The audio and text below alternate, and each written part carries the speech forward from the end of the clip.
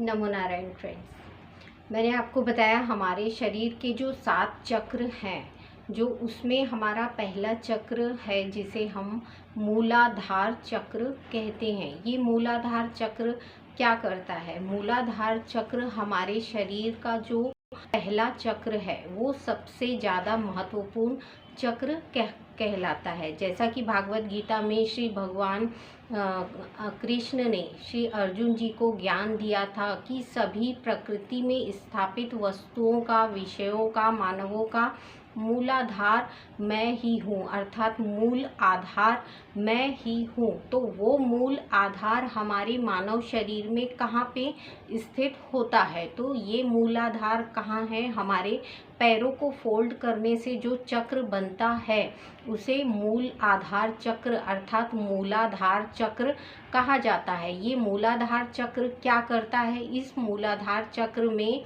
स्वयं श्री विकटा गणेश स्थापित रहते हैं। विकटा गणेश जो है वो गणेश जी का वो स्वरूप है जो हमें रिद्धि, सिद्धि, संपत्ति आदि गुणों से परिपूर्ण करते हैं। यानी हम जब मूलाधार चक्र पर विकटा गणेश का मंत्र द्वारा उच्चारण करते हैं और ध्यान करते हैं तो हमें मूलाधार चक्र के सभी गुण प्राप्त होते हैं। जब हम उनसे प्रार्थना करते हैं ध्यान के द्वारा, योग के द्वारा, योग साधना में जब हम बैठेंगे और अपने मूलाधार चक्र पर हम अपना ध्यान लेकर जाते हैं तो क्या होता है? मूलाधार चक्र खुलने लगता है और इसके सारे गुण हमें प्राप्त होने लगते हैं। तो मूलाधार चक्र का जो मंत्र है वो क्या है?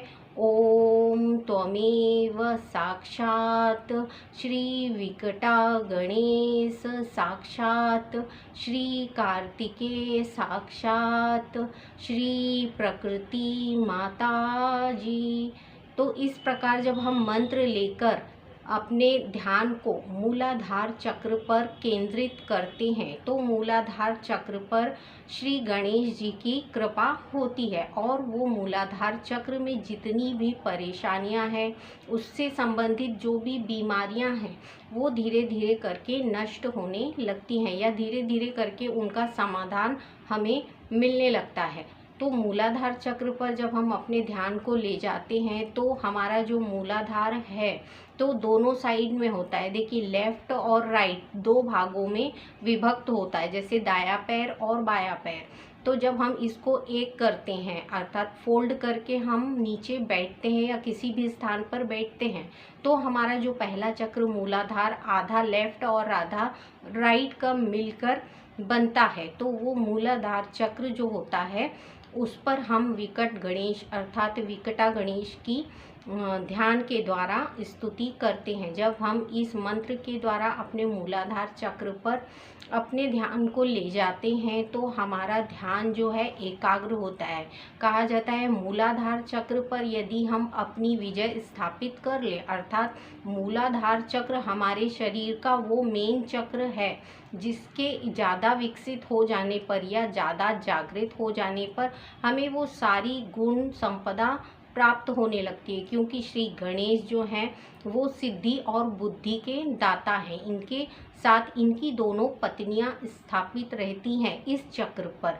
तो सिद्धि और बुद्धि आपको यदि प्राप्त करना है तो हमें मूलाधार चक्र पर अपना ध्यान केंद्रित करके रखना होगा। जब भी हम ध्यान में बैठते हैं, साधना में बैठते हैं तो अपने मूलाधार चक्र को ज़्यादा से ज़्यादा जागृत करने की कोशिश हमारी रहती है। मूलाधार चक्र के जागृत हो जाने से हमारी जो सारे चक्रों की शक्तियां हैं वो भी जागृत होने लगती हैं। देखिए मूल आधार यानी हमारे शरीर का जो मूल आधार है, केंद्र है, जो हमारा मूल केंद्र है वो हमारे पैरों में है। यदि हम पैरों के इस मूलाधार चक्र को जागृत करते हैं, ज़्यादा से ज़्यादा इसमें योग साधना करते हैं तो ये मजबूत होने लगता है।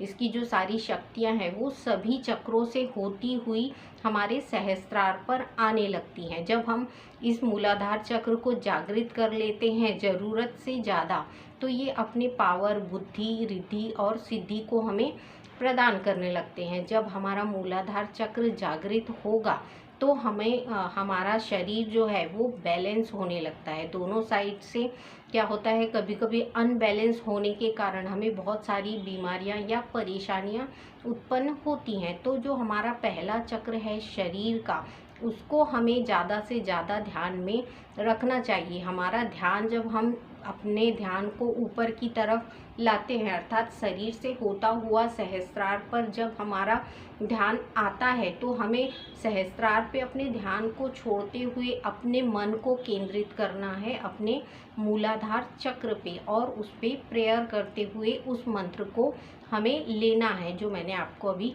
बताया। आप चाहे तो मेरे पहले की वीडियो में देख सकते हैं कि मूलाधार चक्र एग्जैक्ट कहाँ पे बनता है। जब हम पैरों को फोल्ड करके बैठते हैं किसी भी स्थान पर, तो दोनों जो पैरों का क्रॉस बनता है वो फर्स्ट चक्र है हमारा मूलाधार चक्र।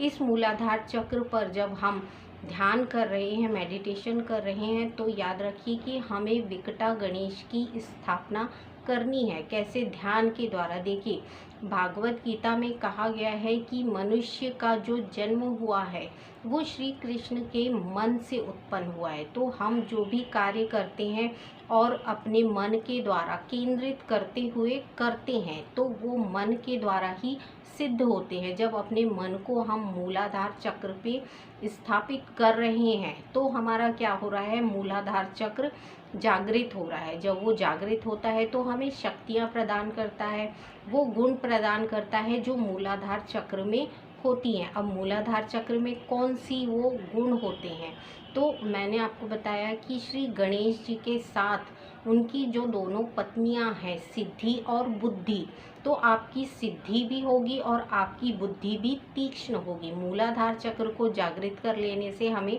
सिद्धियां भी प्राप्त होने लगती हैं और बुद्धि भी मिलने लगती है। दोनों उनके साथ ही इस चक्र पर स्थापित होती हैं। तो हमारी कोशिश यही होती है कि हम ज़्यादा से ज़्यादा मेडिटेशन, योग के द्वारा अपने इस मूलाधार चक्र को जागृत करें, अपने श्री गणेश जी को अपने शरीर में स्थापित करें, ताकि हम जो भी कार्य करें उसमें हमारी सिद्धि भी हो और हमारी बुद्धि के द्वारा ही किए गए हमारे कार्य हो, हमें भटकन ना हो। जीवन में हमारे भटकन होगी तो हमारे कार्य ही गलत होंगे। जब हमारी दिशा गलत है, हमारा लक्ष्य गलत है, तो हमारे कार्य जो है वो हमेशा सिद्ध नहीं होंगे। हमें अपने शरीर में ऐसी स्थापना करनी है कि हमारे चक्रों पे देवी देवताओं का स्थान जब मिलता है उन्हें, तो वो हमें हमारे लक्ष्यों को देना शुरू करते हैं। तो जब हम अपने एक एक चक्र पे अपने देवी और देवताओं को स्थापित कर लेते हैं, अर्थात उन्हें जागृत कर लेते हैं, तो हमारे जो शरीर की शक्तियां हैं, हमारे शरीर के जो चक्र हैं वो खुलते हैं और हमारी बुद्धि क्या होती है, तीक्ष्ण होती है। जब हम मेडिटेशन करते हैं तो हम उस चीज़ का अनुभव लेते हैं। जब हम मेडिटेशन करेंगे, योग साधना करेंगे, मंत्रों का उच्चारण करेंगे, तो हमें समझ में आता है कि ये मानसिक और मन शांति के लिए कितने उच्च क्वालिटी के बने हुए मंत्र हैं। जब इन मंत्रों का उच्चारण करते हैं तो आपका शरीर भी स्वस्थ होने लगता है।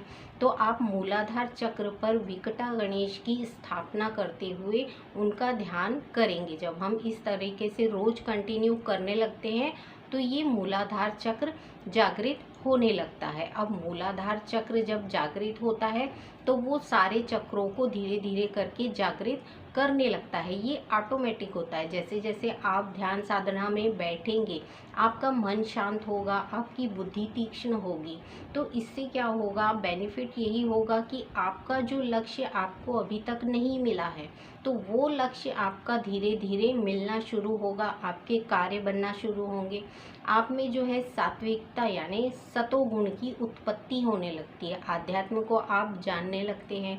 सुख, शांति और संयम की स्थापना आपके शरीर में होने लगती है। तो कोशिश यही है कि आप मेडिटेशन करिए और इसके द्वारा जो जागृति होती है हमारे शरीर में मूलाधार चक्र के द्वारा, उसके गुणों को प्राप्त करिए। मूलाधार के गुण जो हैं वो बहुत ही अपने शरीर के लिए, अपने जीवन के लिए एक तरीके से इम्पॉर्टेंट है। क्योंकि मूलाधार चक्र जब जागृत हो जाता है तो हमें सिद्धि और बुद्धि की प्राप्ति होती है।